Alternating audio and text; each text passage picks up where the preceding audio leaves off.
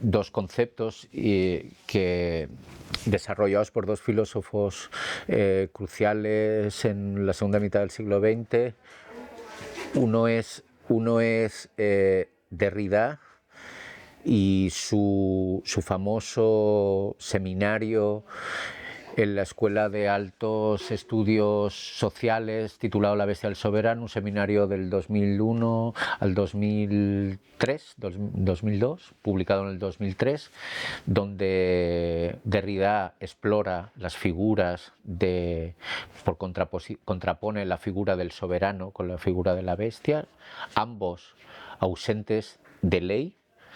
La bestia no conoce las leyes, está fuera de ellas.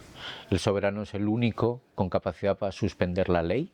Ese es un concepto importante relacionado con otro concepto, con otro concepto desarrollado por Giorgio Agamben en relación al estado de excepción, que en realidad está recogiendo una tesis, una propuesta de Walter Benjamin en su octava tesis sobre la historia, cuando Benjamin habla de que los oprimidos viven o saben que viven en un permanente estado de excepción.